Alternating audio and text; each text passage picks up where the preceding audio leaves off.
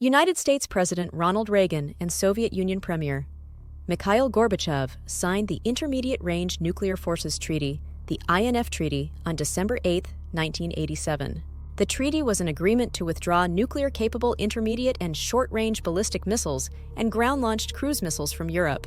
The Soviet Union's destabilizing deployment of the SS-20 IRBM to Europe, along with the U.S. countermove of deploying ground-launched Tomahawk cruise missiles and the Pershing II MRBM, served as the main motivation for this treaty and was greeted by large-scale public protests in West Germany.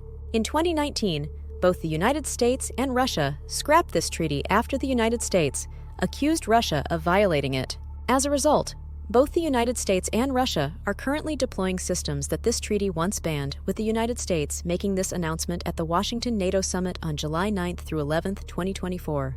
The United States announced its intention to withdraw from the INF Treaty on February 2, 2019, when it submitted its 6-month notice of withdrawal from the treaty. The United States claimed that the Russians had violated Article 15 of the treaty by not destroying missile systems that it forbade. In particular, the United States cited the lack of treaty compliance surrounding the destruction of the SSC-8 ground-launched intermediate-range cruise missile. The U.S. protests over the SSC-8 started in 2013, and despite efforts to demand that Russia address the material breach of the agreement, the Russians refused to comply. The U.S. withdrawal took effect on August 2, 2019. The U.S. withdrawal from the treaty coincided with a request from the U.S. Defense Department to fund IRBM missiles in 2019 as part of the 2020 fiscal year budget. The timing of the withdrawal and the 2020 defense appropriations on the surface seem to indicate that the U.S. needed to be out of the treaty before the start of the 2020 U.S. federal budget year. It is simple to make that claim by connecting the dots, but since the issue has been ongoing since 2013, the comparison and claim are not supported.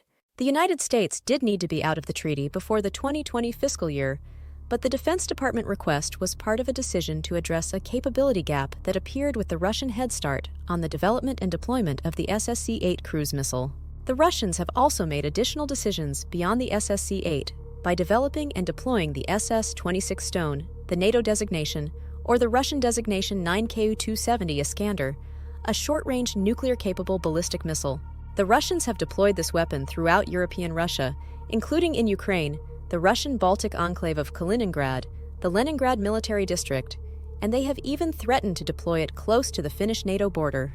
The United States responded to Russian deployments of the SS-26 and SSC-8 with a decision announced at the Washington NATO Summit.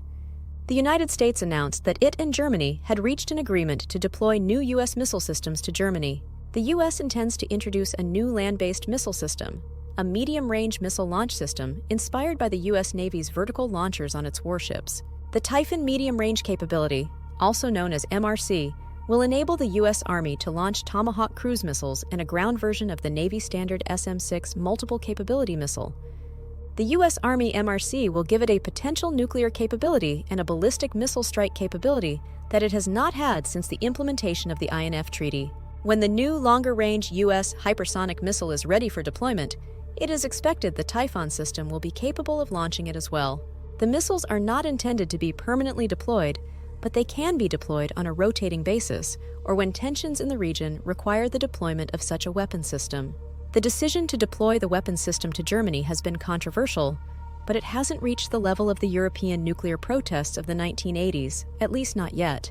The German Chancellor, Olaf Scholz, and German Defense Minister Boris Pistorius welcomed the U.S. rotating deployment as an important step to fill a gap in the German defense capability. This stance by Germany is significant as it acknowledges its reliance on the United States to continue subsidize its defense needs, a need it appears unable or unwilling to fulfill on its own. The U.S. decision will allow the U.S. to extend its influence into German defense decisions as well. This acceptance by Germany of U.S. missiles follows a German rejection of French President Emmanuel Macron's proposal of deploying French nuclear-capable cruise missiles to Germany to use the French nuclear assets to defend Europe and make the European Union a de facto nuclear power.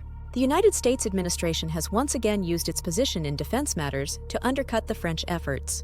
This followed the 2023 decision by the administration, along with the United Kingdom, to provide nuclear-powered submarines to Australia.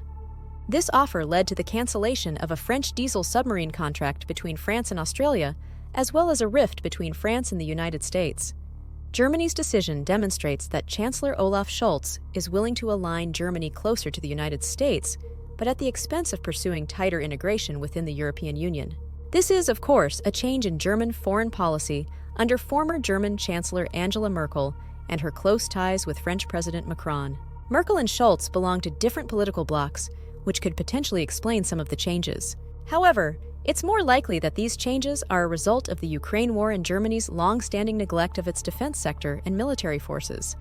The perceived immediacy of the new Russian threat to Europe has made Germany realize it has serious security gaps that have formed over decades, and it needs the United States more than it needs closer relations with France. France, especially under President Macron, has been seeking ways to undercut the U.S. influence in the world, especially within Europe, in a new modern-day pursuit of Gaullism. This does not imply that the United States and France are rivals in the same way as the United States and China or the United States and Russia. Both France and the United States have largely the same goal in the world, but they have tensions about how to get there. France's position in Europe and the world has been dramatically reduced after its defeat and occupation in 1940 and the dominance of the U.S. in Europe after World War II, which has put France in a historically reduced position in geopolitics and especially European politics by a non-European country. France has a vision of making Europe on the same level as China and the United States that was once shared by Germany, but just as Macron is politically weakened domestically, the change in Germany to align closer to the U.S. than to France is another setback, and he is seeing that goal fade into the background by events of the Ukraine war and China's aggressive actions in Asia. It is too early to determine the public reaction in Germany to the decision to deploy U.S. nuclear-capable missiles again. While the CDU-CSU opposition parties endorsed Chancellor Scholz's decision, the Greens and FDP and Scholz's SPD-led coalition initially opposed the agreement, which could pose a challenge to the SPD's leadership in the upcoming elections.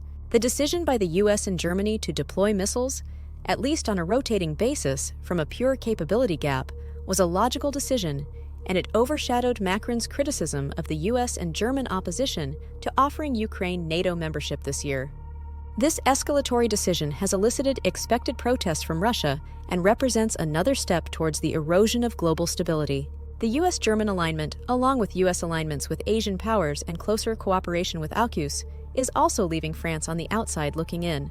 Western Europe is increasingly resembling the early 1980s, where the rivalry between the U.S. and the Soviet Union shaped decisions that affected Europe, granting them minimal influence due to their security concerns and France's self-imposed exclusion from NATO policy. The more things change, the more they stay the same.